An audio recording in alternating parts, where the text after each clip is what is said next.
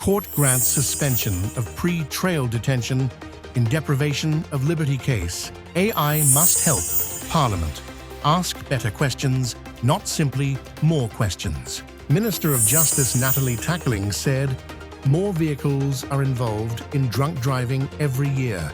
Parliament of St. Martin hosts book party in support of Klein Foundation's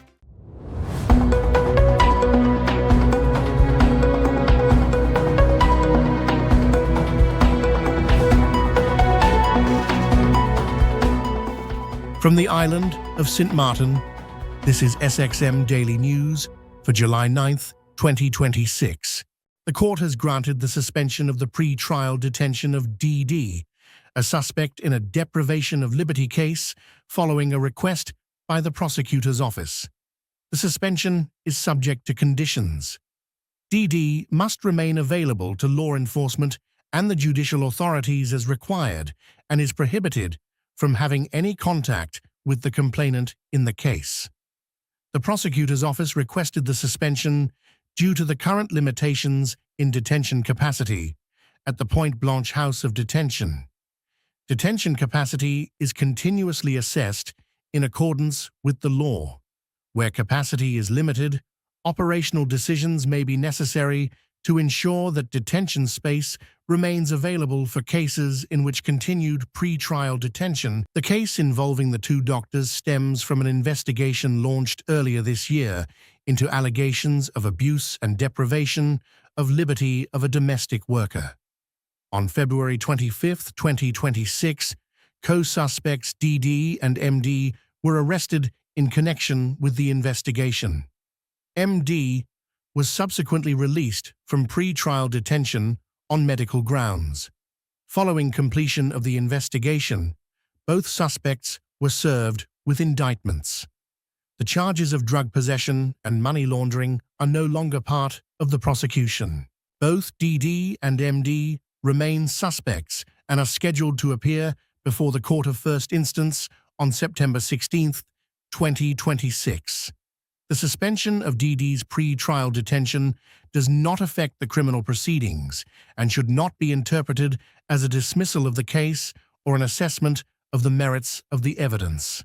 The decision relates solely to the application of pre-trial detention within the constraints of the available detention capacity.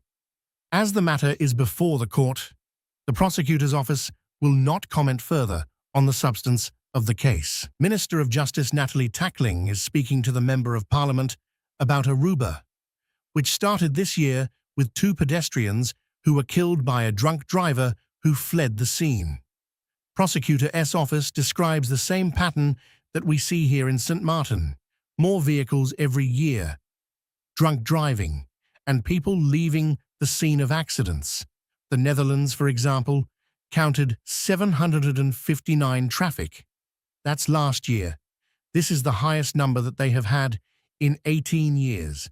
And that's with all their cameras, with all their budgets, and with all their infrastructure. And I'm not saying to excuse anything. I'm saying it because it also tells us something important. Nowhere in the world is this problem being solved by enforcement alone, said the Minister of Justice. I want you to know that this is also not unique to St. Martin. Aruba started this year with two pedestrians that were killed by a drunk driver who fled the scene. Their prosecutor's office describes the same pattern that we see here in St. Martin. More vehicles every year, drunk driving, people leaving the scene of accidents. The Netherlands, for example, counted 759 traffic deaths last year. This is the highest number that they have had in 18 years. And that's with all their cameras, with all their budgets, and with all their infrastructure.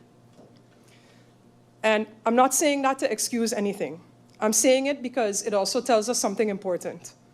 Nowhere in the world is this problem being solved by enforcement alone. So I want you all to keep that thought because I'm going to come back to it a little bit later. Then I want to talk a little bit about what the police are actually doing. The letter from Parliament talks about enforcement, controls, checkpoints. But I do want to give you the numbers because there's a story being told that our police are doing very little, but the numbers say otherwise. In the first half of this year alone, roughly 60 traffic patrols were carried out. In 2024, officers wrote 2,448 traffic fines. In 2025, that number rose to 3,236. This year, we're at 1,095 and counting. During these controls, vehicles were taken off the road, weapons were found and seized, and people were arrested for all types of different offenses. 40 firearms were taken off our streets in 2024, 54 in 2025, and 31 already for this year. Last year, 160 seized scooters were crushed, and this year, 150 scooters have been crushed, with 60 more scheduled to be crushed. And the vehicles themselves are also being pulled out of circulation in real numbers. In 2025, 173 vehicles were taken into custody, and further 134 vehicles and 14 scooters were formally seized. This year so far, 96 scooters have been taken into custody, and 43 vehicles and 8 scooters have been seized. I use those two words deliberately because the law says that they're not the same thing. Custody is a temporary hold of that vehicle, while seizure is the formal step that we take that enables us to keep the vehicle or the scooter and destroy it. And those numbers rise almost every year. And they're produced by officers working shifts and overtime that I would honestly not wish on anyone. So when I hear that nothing is being done, I have to push back. And it's not for my sake, but it's for theirs. And now I want to be honest about what the police cannot do. And here is where I owe Parliament and the public complete honesty, because you can't fix a problem that you're not willing to accurately describe. First, I want to talk about the traffic department. There's a perception that this department handles everything to do with traffic: controls, patrols, speed checks, all of it. The traffic department consists of 4 people. 4. And their job is investigating accidents and writing the official reports for the prosecutor. And as we can see, there have been more than 1,500 accidents in recent years, plus around 600 vehicle export files from last year, plus the inspection of parade trucks, plus reports for insurance companies. Where they see an infrastructure problem behind an accident, they report it to VROMI so that it can be fixed. And where schools ask, they come and they teach traffic lessons. But they do not do traffic controls. They physically cannot. Traffic enforcement is carried out by Basic Police Care, BPZ. About 70 officers in 4 shifts covering the entire island, 24 hours a day, 7 days a week. And I want this esteemed House to hear what their core business actually is, because traffic is only one piece of it. These are the officers who maintain public order and safety across the island. They answer every 911 call, they respond to every neighborhood complaint, they give help to everyone who needs help, and many residents come to the police, even with civil disputes, simply because they have nowhere else to go, and the police don't turn them away. They run the traffic controls and other preventive controls, often together with other enforcement services. They police the events that grow in number every single year. And keep in mind that leave, illness, and mandatory training mean that not all 70 are available on any given day. On top of that core work, 2 tasks were added that belong to nobody's job description. Since 2023, they guard the detainees held above the Phillipsburg police station, a task that was moved to the police without staff, without budget, and without positions in the function book, which means that officers are pulled off the street to work that cell block around the clock. And let's not forget, they also protect officials and dignitaries because there's no unit for that either. And traffic enforcement happens on top of all of that, not instead of it, but on top of it. And behind all of this sits one number that I need Parliament to remember. The police force is staffed at 56%. The function book says 332 positions.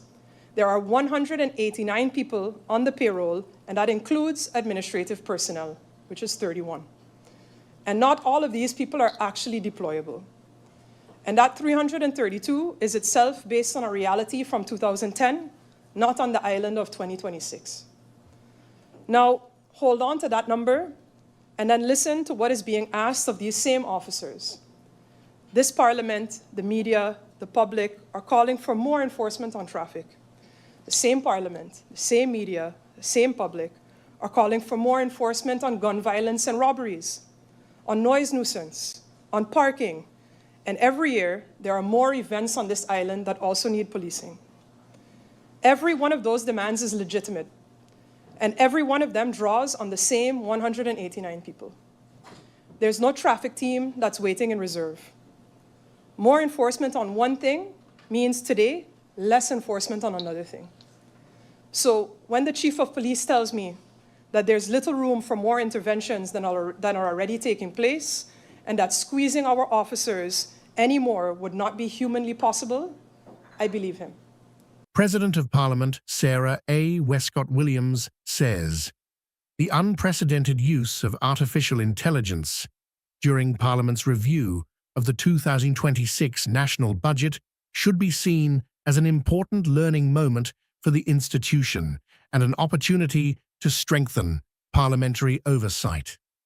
Reflecting on the submission of thousands of budget questions by members of Parliament, the President noted that the experience demonstrates both the tremendous potential and the practical challenges of integrating artificial intelligence into parliamentary work. Minister of Justice Natalie Tackling said more vehicles are involved in drunk driving every year. The volume of questions has generated considerable public discussion, Westcott Williams said. Some have applauded the thoroughness of Parliament's oversight, while others have questioned whether such a volume is practical or even effective. I believe both perspectives deserve consideration. She explained that for the first time, many members used artificial intelligence to assist in reviewing the national budget. Artificial intelligence has democratized access to knowledge, she stated. It enables every member, regardless of the size of their staff or available resources, to analyze complex budget documents, identify inconsistencies, and generate questions in a fraction of the time previously required. That is a significant advancement for parliamentary democracy. However, the President cautioned that new technology also requires new approaches to parliamentary work. When every member independently asks AI to analyze hundreds of pages of budget information, the result is predictable. Hundreds of questions quickly become thousands. Many are valuable. Many overlap. Some ask essentially the same thing in different ways. According to Westcott Williams, this creates an enormous burden on the government's administrative machinery and may ultimately undermine Parliament's objective. Our goal should never be to ask the greatest number of questions. Our goal must always be to obtain the best possible information on behalf of the people we represent. If government is overwhelmed by volume, there is a real risk that responses become standardized, superficial, or repetitive. In that case, Parliament is not necessarily better informed.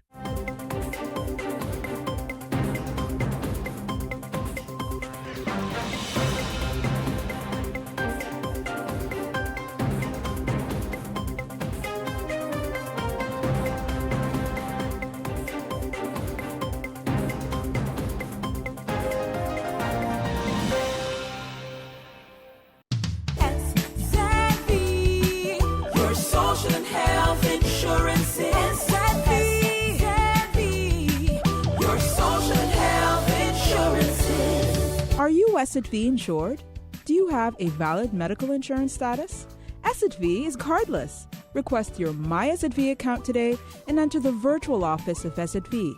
Go to sxv.sx and sign up now. SXM, yeah. Your social and health insurances.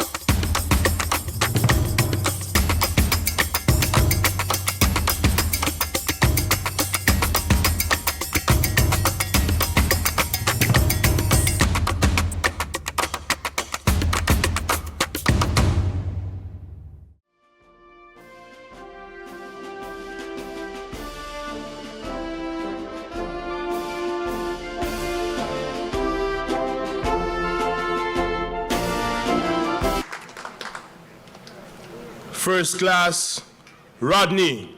Present, sir.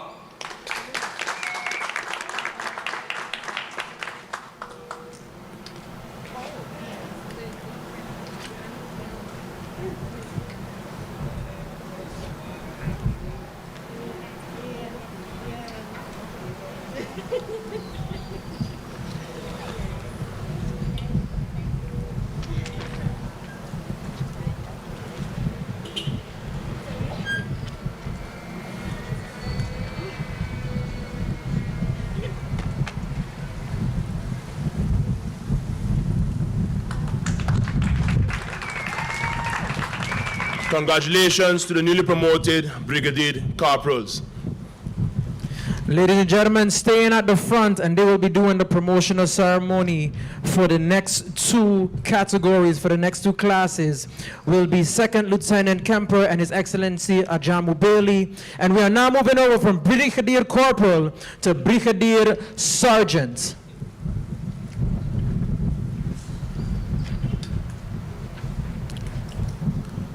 Corporal Cruz Olea.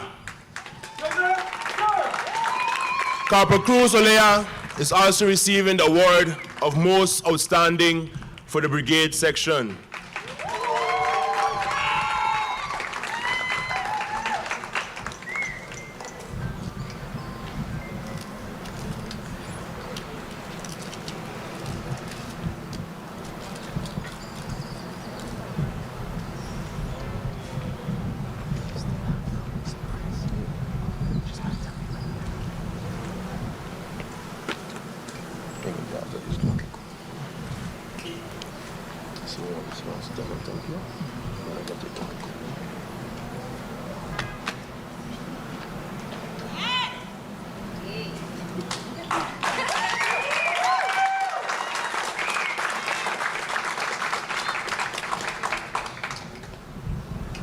All right, ladies and gentlemen, on to the next promotional category. We're going from Brigadier Sergeant Major to Adjutant.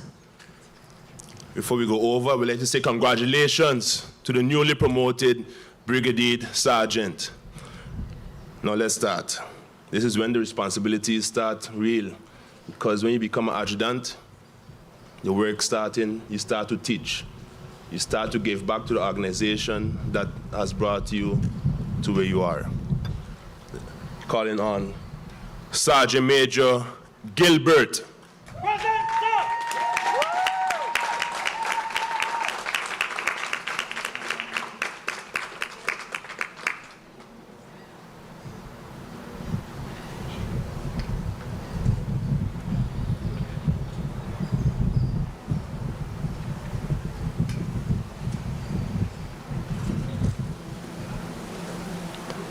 Plus this one.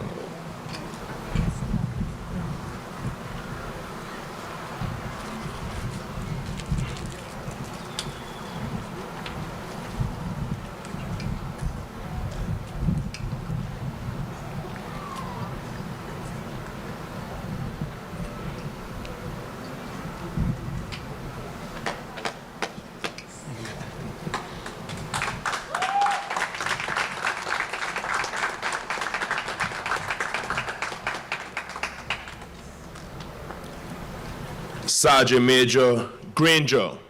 Present, sir.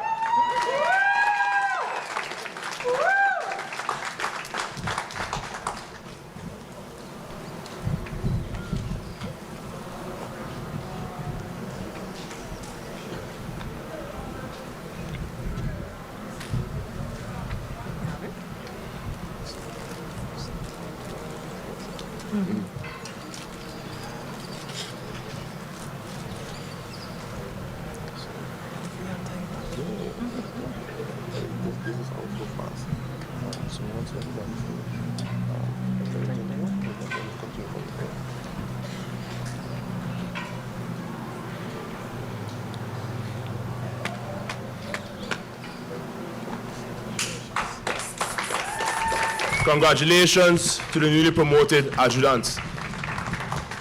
And at this time, I would like to thank His Excellency Governor Ajamu Bailey, and I would also like to thank Second Lieutenant Kemper. At this time, ladies and gentlemen, we have a special surprise, and I will let Captain Long take it away. So this person, for the year of 2025-2026, Brigadier, has put in some tremendous work and some tremendous time. And I believe in giving Jack his jacket. The person has given then for the year of Brigadier of 2025-2026 a lot of their time. And I believe in giving Jack his jacket.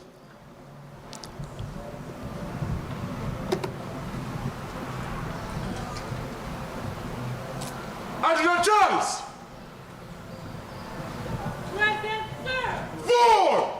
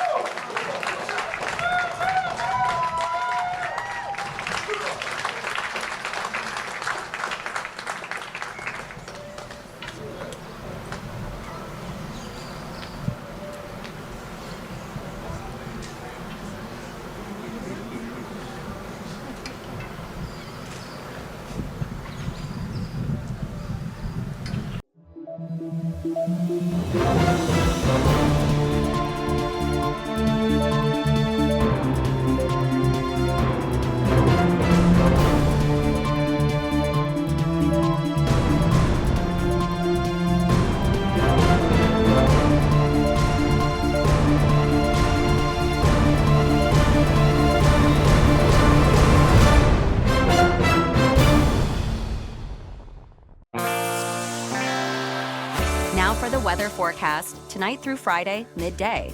Variably cloudy, hazy, and breezy. Brief showers are possible overnight. Surface winds, tonight through Friday midday, east to east-southeast, with a gentle to moderate breeze at 8 to 18 mmnambr. Higher gusts are likely. State of the sea, slight to moderate waves, swells, 2 to 6 feet outlook through Saturday midday. Partly cloudy, breezy, and hazy. Isolated showers are likely. And now your 3-day forecast.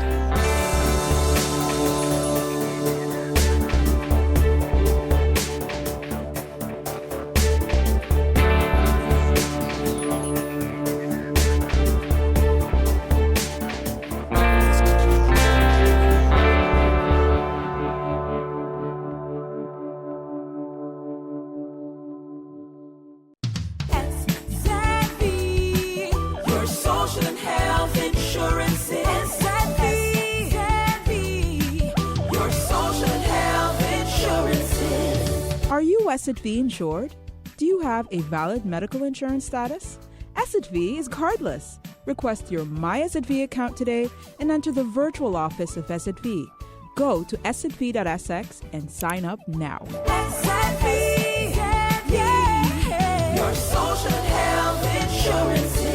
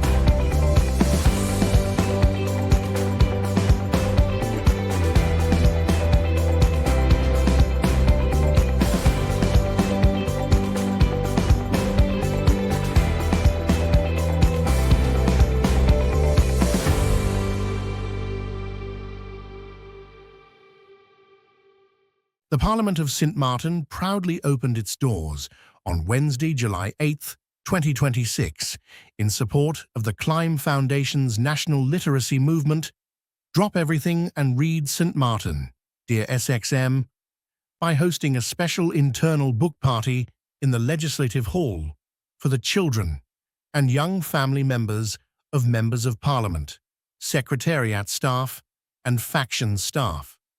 The event welcomed children, grandchildren, nieces, nephews, godchildren, and other invited young guests for a memorable morning celebrating books, imagination, and literacy.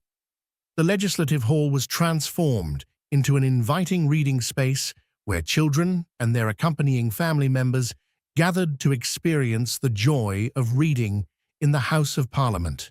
President of Parliament, Mrs. Sarah Westcott Williams, welcomed the children and explained that the Legislative Hall is where members of Parliament meet to discuss important issues and make decisions for the people of St. Martin. She encouraged the children to embrace reading as the foundation for lifelong learning, reminding them that books can inspire curiosity, imagination, and opportunity. The President also reaffirmed Parliament's commitment to supporting literacy, education, and youth development, and expressed her hope that Parliament's book party will become an annual event in support of literacy. This is our SXM Daily Newscast. Thank you for joining us.